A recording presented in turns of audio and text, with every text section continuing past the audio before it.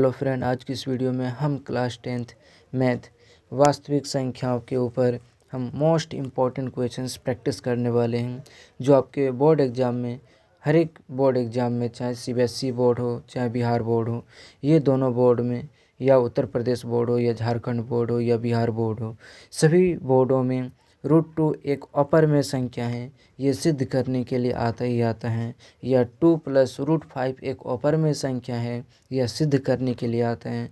ये most important questions और आपके 2 नंबर में आएगा ही आएगा। यदि आप छोड़ते हैं तो आपके 2 नंबर मिक्स भी हो सकता है, तो मिस मत होने दीजिए। और आप अपने इस सवाल को ध्यान से देखें, देखने के बाद आपको 100% ये क्वेश्चन समझ में आएगा, और आप सेम टू सेम अगर वहाँ पे लिखते हैं तो आपको 2 मार्क्स देने से नहीं काट सकता एग्जामिनर भी। तो चलिए हम क्वेश्चंस को सॉल्व करते हैं। क्वेश्चंस हमारा रहेगा, सिद्ध करें √2 एक अपरमेय संख्या है। √2 अपरमेय संख्या की जगह दे सकता है √5 दे सकता है, √7 दे सकता है, या √3 दे सकते हैं। तो कोई एक संख्या रहेगा जो आपको बोलेगा कि सिद्ध करना है कि यह एक अपरमेय संख्या है। तो सबसे पहले हम यहाँ पे हल लिख लेंगे। हल लिखने के बाद हम लिखेंगे, ठीक है, तो सबसे पहले यहाँ लिखेंगे, सबसे पहले हम लोग मान लेंगे। क्या मानेंगे? सबसे पहले हम लोग मानेंगे यहाँ पे, ठीक है। तो सबसे पहले हम लोग क्या करेंगे, यहाँ पे इसको पहले क्लीन कर लेते हैं।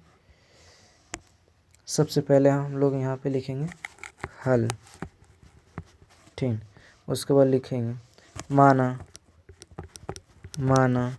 कि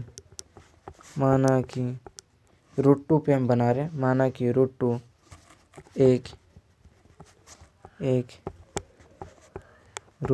एक परिमेय, √2 कैसी संख्या है? एक परिमेय, ठीक। माना कि √2 एक परिमेय संख्या है जहाँ P एवं Q पूर्णांक हैं। P एवं Q पूर्णांक हैं एवं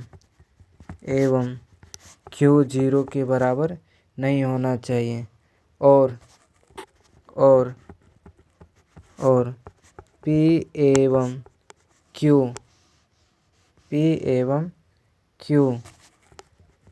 का एक के अलावे कोई दूसरा उभयनिष्ठ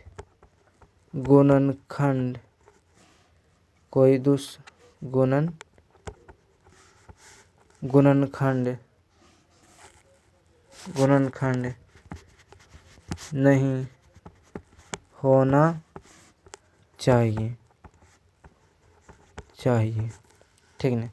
कहने का अर्थ है कि हम √2 को जब परमेय संख्या माने हैं तो इसमें जो P एवं Q का पूर्णांक है और Q बराबर 0 नहीं होना चाहिए, और P एवं Q एक के अलावे कोई दूसरा उभयनिष्ठ गुणनखंड नहीं होना चाहिए। अर्थात P और Q को केवल एक भी विभाजित कर सकती हैं और कोई दूसरी संख्या विभाजित नहीं कर सकती हैं, ऐसा हमने माना है, ठीक है। आगे हम सॉल्व करते हैं। यदि हम √2 को परमेय संख्या माने हैं, परमेय संख्या माने, तो √2 बराबर लिख सकते हैं, क्या लिख सकते हैं? P/Q लिख सकते हैं। यदि हम √2 हम फिर से क्लीन करते हैं, ठीक।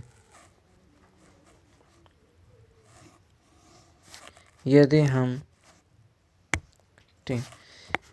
हम √2 बराबर परमेय संख्या माने तो ये क्या होगा? P/Q हो जाएगा, ठीक। अब इसी तरह हम लिख सकते हैं, यहाँ पे मल्टीप्लिकेशन हो जाएगा, तो क्या हो जाएगा, यानी कि P बराबर 2Q हो जाएगा। P बराबर क्या हो जाएगा? टू क्यू हो जाएगा। अब क्या, सॉरी ये √2 होगा ना, ये रूट हो जाएगा। अब क्या करेंगे, दोनों तरफ स्क्वायर करने, सॉरी दोनों तरफ स्क्वायर करने पर अब ठीक है, तो हम लिखते हैं यहाँ पे दोनों तरफ, दोनों तरफ वर्ग, दोनों तरफ वर्ग करने पर, दोनों तरफ वर्ग करने पर, तो अब वर्ग करते हैं तो क्या हो जाएगा हमारा, इधर हो जाएगा ये p का स्क्वायर हो जाएगा और इधर हमारा हो जाएगा √2q का स्क्वायर हो जाएगा। ठीक है, अब देखते हैं नीचे, ये हमारा क्या हो जाएगा, p स्क्वायर बराबर हमारा हो जाएगा 2q स्क्वायर हो जाएगा। ठीक है, p स्क्वायर बराबर कितना हो जाएगा, 2q स्क्वायर है। इसको समीकरण 1 मानते हैं। अब यहाँ हम देख पा रहे हैं, क्या देख पा रहे हैं कि p बराबर हमारा 2q हो रहा है, p बराबर हमारा 2q है। फॉर एक एग्जांपल से हम समझाते हैं कि यदि हम 10 बराबर लिखते हैं 2 गुना 5, ठीक, 10 बराबर हम 2 गुना 5 लिखते हैं, तो यानी ये 10 को क्या कर रहा है, 2 विभाजित कर रहा है, 2 से भागा देंगे 10 में तो कट जाएगा, और 5 से भी भागा देंगे 10 में तो कट जाएगा। ठीक इसी प्रकार यहाँ हमारा p बराबर 2q लिखा हुआ है, तो p बराबर हमारा यहाँ पे जब 2q लिखा हुआ है तो इसका अर्थ यही हुआ है ना कि ये जो 2 हमारा है वो क्या करेगा, p को विभाजित करेगा, तो अर्थात p का गुणनखंड 2 है, तो हम वही लिखने वाले हैं यहाँ पे। ठीक है, तो हम यहाँ पे वही लिखेंगे कि समीकरण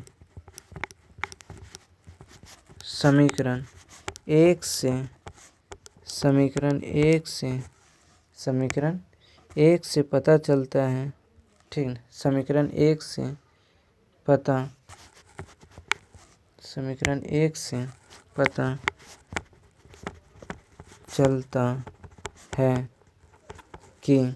चलता है कि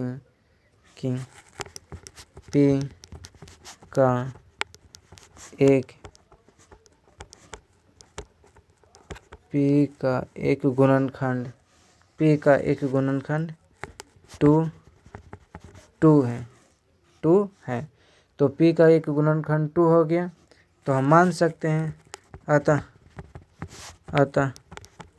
माना कि, क्या माने, अतः माना कि तो p बराबर जो भी होगा 2m, p बराबर जो भी होगा हमारा,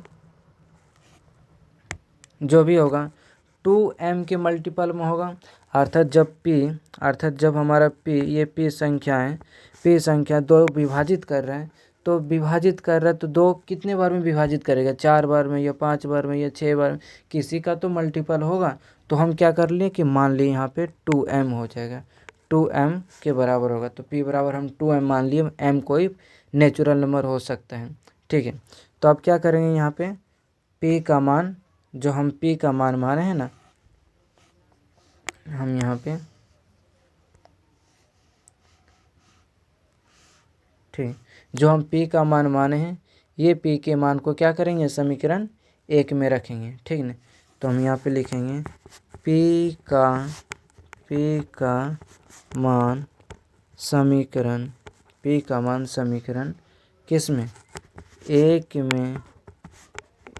में रखने पर, समीकरण 1 में रखने पर। तो अब समीकरण 1 में हम रखेंगे तो क्या हो जाएगा, पहले समीकरण लिखते हैं, p बराबर हमारा क्या लिखा हुआ है, 2q का स्क्वायर लिखा हुआ है। ठीक है, अब यहाँ पे लिखते हैं 2m का स्क्वायर, ठीक है, बराबर हमारा क्या हो जाता है, 2m का स्क्वायर बराबर हमारा हो जाता है 2q का स्क्वायर हो जाता है। ठीक है, अब हम यहाँ पे नीचे लिखेंगे, यहाँ पे हो जाएगा क्या, 4m स्क्वायर बराबर हमारा हो जाता है 2q का स्क्वायर, तो 2 से भागा देंगे 4 में, 2 बार में कटेगा, 2 बार में, अर्थात यहाँ आप इम्प्लाइज का चिन्ह देते जाइएगा, नहीं तो नंबर आपका कट सकता है। ठीक है, इम्प्लाइज का चिन्ह देना ज़रूरी है। तो हमारे यहाँ पे हो जाएगा 2m स्क्वायर बराबर कितना हो गया, q का स्क्वायर। इसका क्या तात्पर्य है, इसका तात्पर्य यही है कि q भी क्या होता है, 1 2 का मल्टीपल आ रहा है। ठीक है, यहाँ पे इसको हम समीकरण क्या मानते हैं, इसको समीकरण 2 मान लेते हैं। ठीक, अब यहाँ नीचे लिखते हैं समीकरण 2 से क्या पता, समीकरण 2 से पता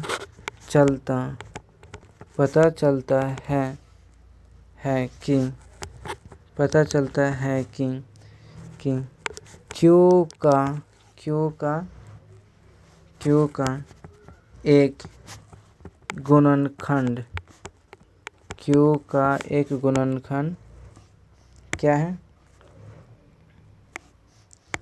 Q का एक गुणनखंड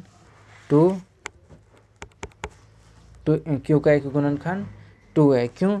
क्योंकि अभी हम बताए थे कि अगर हम 10 को 2 गुना 5 लिख रहे हैं तो अर्थात ये क्या, तो 2 विभाजित कर रहा है 10 को, 5 विभाजित कर रहे हैं। और यहाँ हमारा क्या है कि हमारा यहाँ पे है 2m² बराबर है Q, अर्थात ये Q भी क्या है, 2 का मल्टीपल है ना, तो 2 का मल्टीपल है, अर्थात ये 2 क्या कर रहे हैं, Q को विभाजित कर रहे हैं। तो हम तो वही लिखें यहाँ पे कि Q जो है, जो 2 है वो Q को क्या कर रहे हैं, विभाजित कर रहे हैं। ठीक, क्या कर रहे हैं, विभाजित कर रहे हैं। तो हम इससे पता चलता है कि Q का एक गुणनखंड 2 है। अब क्या होता है कि हम जो माने थे यहाँ पे, अब देखेंगे हम यहाँ पे यही माने थे कि जो हमारा P है यहाँ पे, P और Q, अब देखेंगे यहाँ पे जो हमारा क्या है, ये P और Q, इसमें तो P और Q का गुणनखंड कितना होना चाहिए, P और Q का गुणनखंड केवल एक ही होना चाहिए। हम तो यही माने थे कि P और Q का गुणनखंड केवल एक हो, लेकिन हमारा क्या निकल के आ रहा है, P का एक गुणनखंड हमारा 2 भी निकल के आ रहा है। यहाँ पे देखते हैं, यहाँ पे P का एक गुणनखंड हमारा कितना निकल के आ रहा है, P का एक गुणनखंड हमारा ये 2 निकल कर के आ रहा है। और दूसरा हमारा Q का भी एक गुणनखंड निकल के आ रहा है।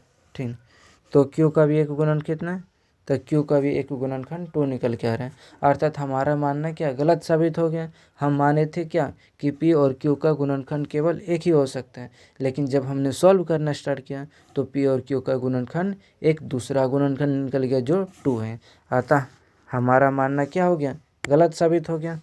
तो हम यहाँ पे लिखेंगे अतः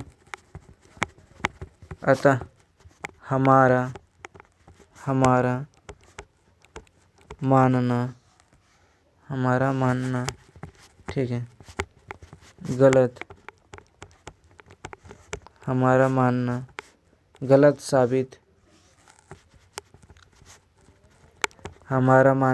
साबित हुआ कि √2 एक परिमेय संख्या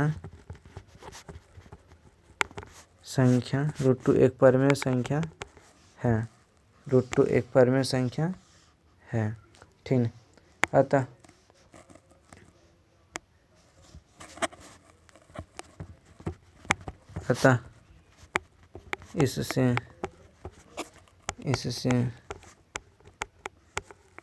इससे सिद्ध होता है कि क्या सिद्ध होता है, कि √2 एक अपरिमेय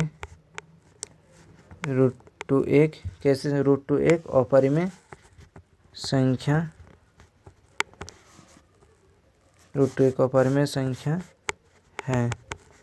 ठीक है, अब यहाँ पे लिख सकते हैं प्रूव्ड। यहाँ पे हम लिख देंगे, क्या लिखेंगे, प्रूव्ड। ये आप इस तरह से लिखेंगे तो पक्का आपका 2 नंबर यहाँ पे मिल जाएगा। इस तरह करके लिखेंगे तो 100% आपका 2 नंबर मिलेगा। पुनः हम दिखा रहे हैं, ठीक है। तो इस तरह से आप लिखेंगे तो 100% आपको 2 नंबर मिलेगा। एक भी नंबर कटने का ऑप्शन उसे नहीं मिलेगा, क्योंकि हमने जो यहाँ पे लिखना चाहिए था हमने प्रॉपर लिखा है। नेक्स्ट क्वेश्चन जो आपके ऊपर आएगा, नेक्स्ट क्वेश्चन हम जब करवाने वाले हैं तो हम वो लिखेंगे कि जैसे कि √5 + 2 एक अपरिमेय संख्या है, कैसे, तो इसको सिद्ध करना है। तो इस तरह के सवालों को, या फिर आएगा 3 + √7 एक अपरिमेय संख्या, तो सिद्ध करें। तो इन सभी सवालों को हम क्या करेंगे, सिद्ध करेंगे नेक्स्ट वीडियो में। तो तो वीडियो को लाइक कीजिए, शेयर कीजिए और सब्सक्राइब कीजिए और आपको बेस्ट ऑफ लक।